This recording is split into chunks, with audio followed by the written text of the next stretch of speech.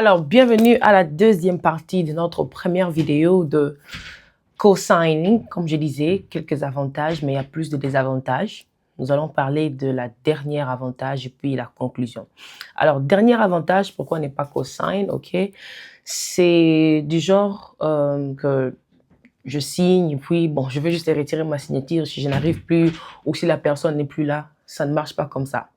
Le même j'avais dit, c'est une responsabilité légale dont tu signes avant de signer. Tu as le droit de poser des questions à la banque, bah expliquer tout ce qui va se faire signer. Yo. Vous avez la plupart de vous, vous n'avez pas banque, vous signez pas loan, vous signez pas terme, mais vous pouvez barater. Alors, ce que vous que la banque, vous doit expliquer, c'est qu'il y a un interprète à expliquer. Yo. Parce qu'ils ont vu nous tous en danger. Alors, il faut comprendre que blocs, ils faire signer, ils faire signer, ils signer. Alors, tu n'as pas le droit de juste retirer ta signature, dire que je ne peux plus payer ça, je quitte. Non, tu ne quittes pas. Tu restes là parce que tu es coincé jusqu'à ce que le prêt sera pleinement remboursé. OK? Soit que après, tu as 30 ans, tu restes dans les loans pendant 30 ans. Si c'est à 5 ans, 15 ans, tu restes là pendant 15 ans. À moins que tu poses la question à la banque. Est-ce que, de signer, il y a moyen de me retirer? Il faut poser ces questions-là. Mais il y a une manière ou un moyen de retirer ta signature ou de te retirer de loan, c'est par le refinancing. Qu'est-ce qu'on veut dire par refinance? Refinance veut dire prendre un autre prêt, ok, prendre le même prêt à un prix plus bas ou à des intérêts plus bas. Veut dire, si j'avais acheté une maison en 2022 à 7,5%, les intérêts changent au niveau national, ça baisse à 5%. Automatiquement, qu'est-ce que je veux me dire? Je vais aller refinance pour baisser le prix mensuel de prêt que j'ai, si c'est la voiture, si c'est la maison, ou soit baisser les intérêts. C'est la raison pour laquelle on fait les refinancing.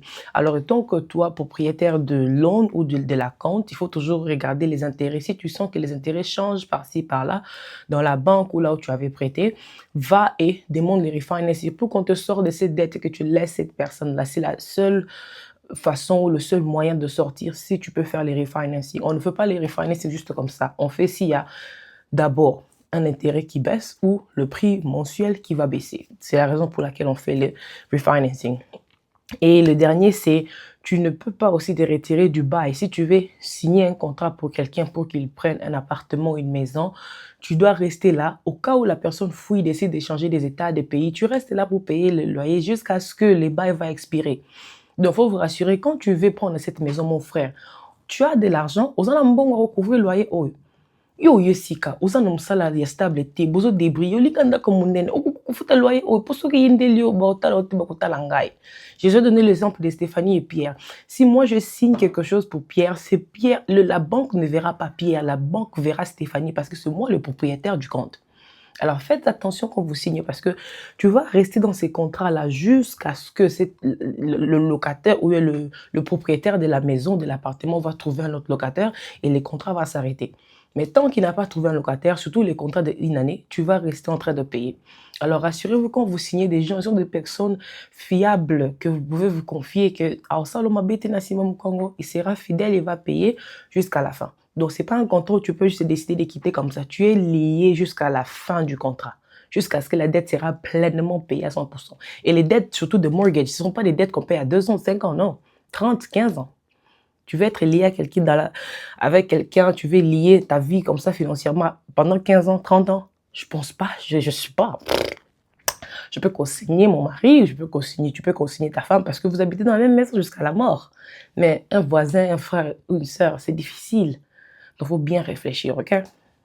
Quelques mythes ou quelques imaginations ou quelques paroles de réconfort que les gens se disent pour ne pas peut-être avoir des mauvaises idées par rapport à la personne qu'ils co-signent, ok? Moi, j'appelle ça dès que le mensonge qu'on s'imagine en tête. Premièrement, c'est ma famille, il ne va rien faire.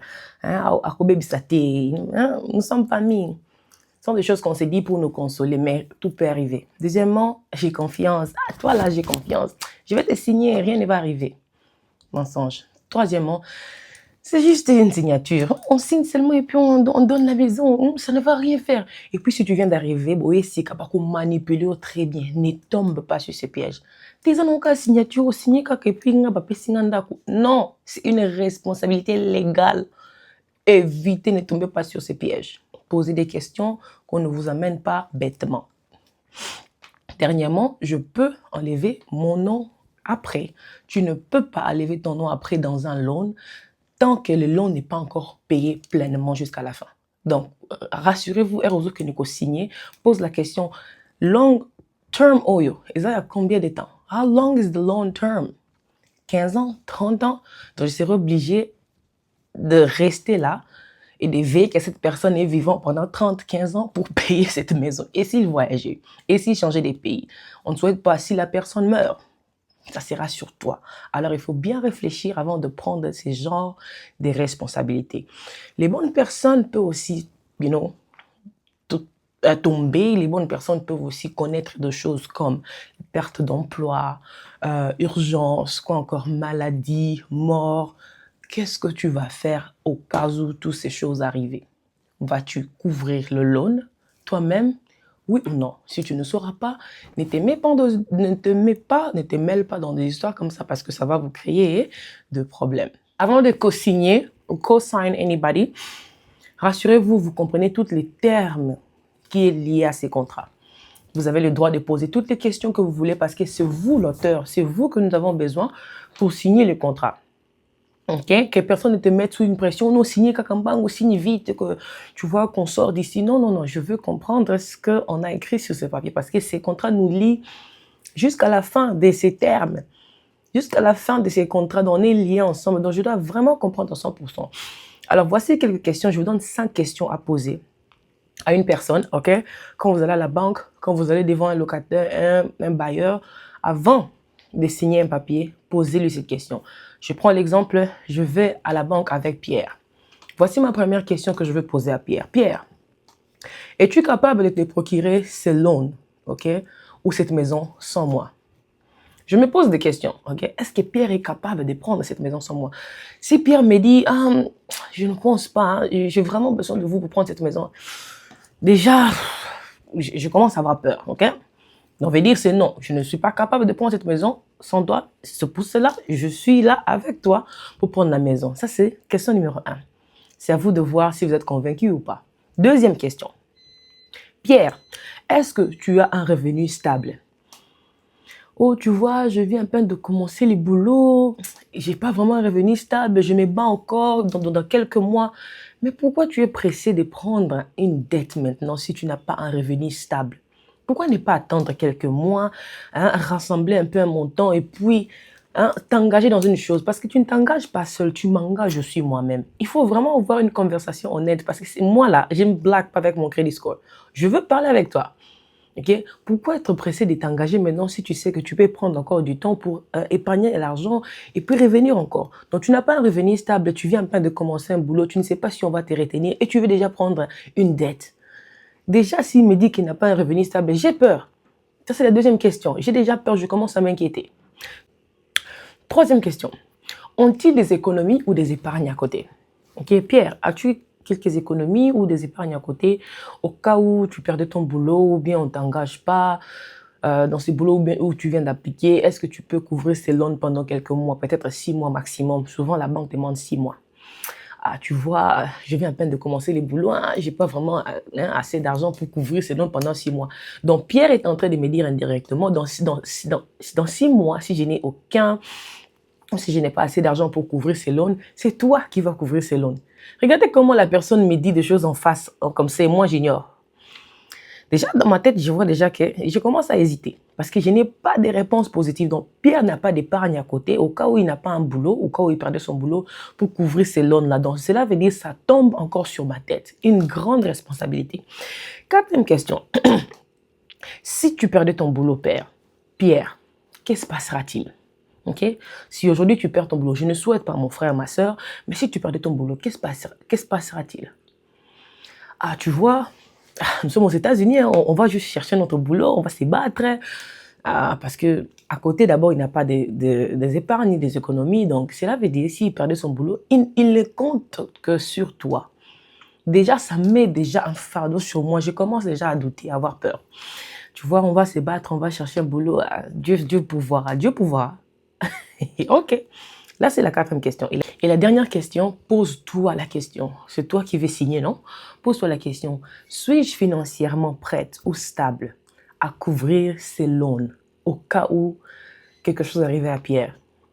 Suis-je financièrement stable à couvrir ses loans au cas où quelque chose arrivait à Pierre? Parce que, qu'on ne se trompe pas, au cas où quelque chose arrivait à Pierre ou si Pierre tombait malade, Pierre changeait les états sans te prévenir, tu vas couvrir ces loans. Regarde ton income, regarde les responsabilités, les charges que tu as.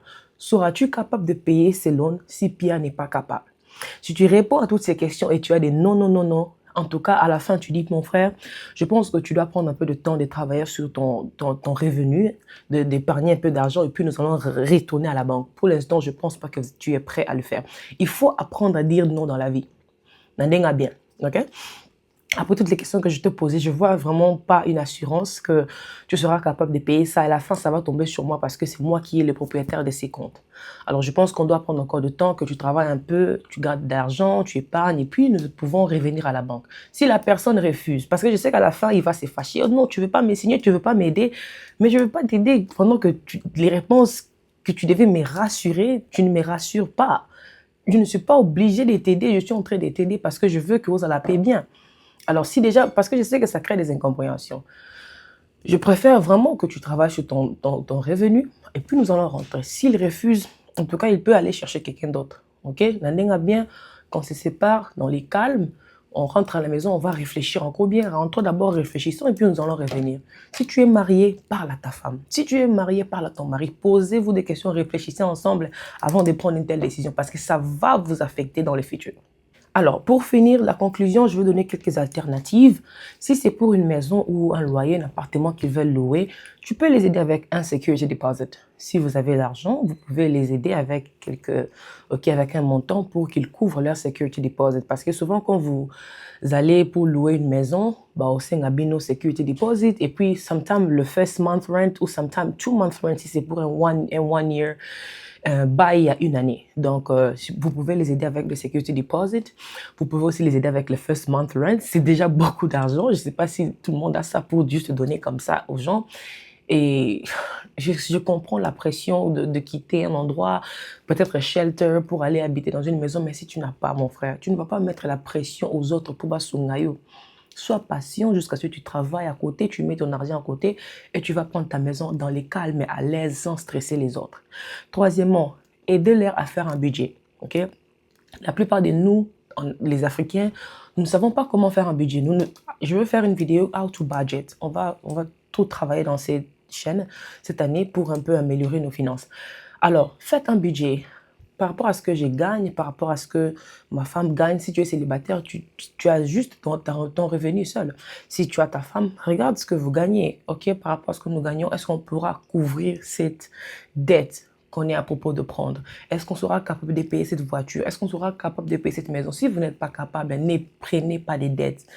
Évitez la vie de vivre pour que les gens voient que j'ai une belle maison, j'ai une belle voiture. Cependant, vous souffrez la nuit, vous ne dormez pas, vous avez des stress à la maison, s'il vous plaît. Le monde d'aujourd'hui, tout le monde s'en fout de votre vie. Que vous ayez même une mansion de 10 chambres, les gens s'en foutent, ils vont toujours parler de mal de vous.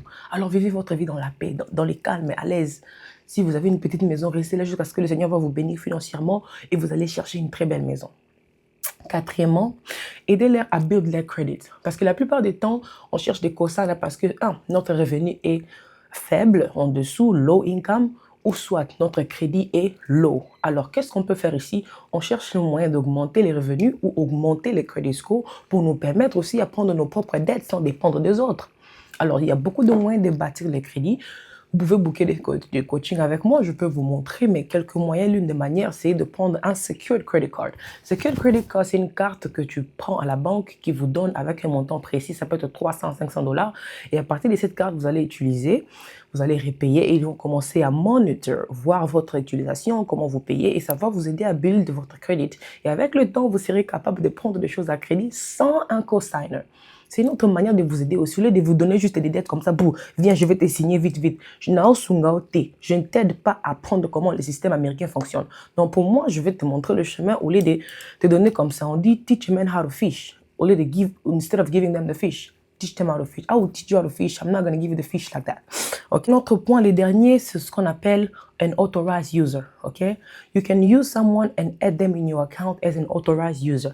Ça veut dire quoi? When you add someone as authorized user to your credit card, You allow them to use the credit card without legally, okay, being responsible for your debt. Veut dire que si j'ai une carte à crédit, j'ai un bon credit score, je paye mes dettes à temps, j'ai toujours un bon score, dans mon credit report, il y a toujours des bonnes choses. Je peux t'ajouter, ok, comme un authorized user avec une carte. On te donne une carte, donc on est une Senanga, mais tu n'es pas légalement, ok, lié à moi. On peut toujours t'enlever, ok. Je vais faire une autre vidéo comment ajouter les gens comme authorized user, surtout pour vos enfants. C'est très bien parce que un enfant qui a déjà 16 ans ou 15 ans, tu peux l'ajouter pour que jusqu'à ce qu'il va finir l'université, il a déjà un bon crédit parce que papa et maman ont des bons crédits. Ils m'ont ajouté comme un authorized user et maintenant j'ai bâti mon crédit jusqu'à ce que j'aurai 18 ans, 20 ans. J'ai déjà un bon crédit, je peux prendre des choses à crédit si possible. Apprenez aussi à vos enfants comment utiliser les crédits parce que c'est bon, là, ils auront des dettes comme vous, ok? Donc, authorized user, c'est plus mieux parce qu'ils vont profiter de votre crédit score. Okay? Ils vont profiter de votre utilisation. Si vous utilisez bien, eux aussi bénéficient. Si vous utilisez mal, eux aussi, ils seront affectés. Là, c'est plus mieux parce que vous n'avez rien qui vous lie. Ensemble, vous pouvez les enlever quand vous voulez. Et vous pouvez aussi monitor, regarder leurs limites, leur manière de dépenser parce que vous êtes au contrôle. C'est vous le propriétaire de la carte. Je vais expliquer dans une autre vidéo. Là, c'est aussi une autre alternative au lait de cosign. Là, adding as an authorized user, c'est plus mieux que le co-signing. C'est ce que je vais suggérer. Alors, voici, nous sommes arrivés à la fin. Si vous avez des questions, vous pouvez m'écrire. Si vous avez mon numéro, vous pouvez laisser des commentaires. Nous allons discuter et aller plus loin. Mais juste n'oubliez pas quelques points clés de cette vidéo. Vous avez une responsabilité pleine, ok? Une responsabilité pleinement pour payer ces dettes quand vous êtes un co-signer. Quand vous venez signer le papier devant la banque ou devant un bailleur, ça se traduit comme ça dans leur tête. Moi, Stéphanie, je vous promets de payer la dette de Pierre au cas où il est incapable de le faire. C'est ça être un co-signer. Alors, êtes-vous prête à prendre cette responsabilité? Si oui, avancez. Sinon, ne le faites pas pour la paix et pour garder votre relation. Parce qu'à la fin, ça va barder si ils ne sont pas capables de payer et vous allez vous fâcher parce que toi, tu essaies de build ton crédit. C'est d'abord difficile de garder un crédit et eux, ils veulent juste t'abîmer comme ça. Donc, faites très attention quand vous co-signez les gens. Partagez-moi cette vidéo dans la communauté. Ça va beaucoup aider nos frères et sœurs qui viennent d'arriver. Même ceux qui sont là, qui ne connaissent pas. Il y a des gens qui sont ici 10 ans, 15 ans, ils ne savent même pas c'est quoi un co-signer. Partagez cette vidéo avec eux pour qu'ils comprennent. Alors, on se voit à la prochaine. Que le Seigneur vous bénisse. Bye bye.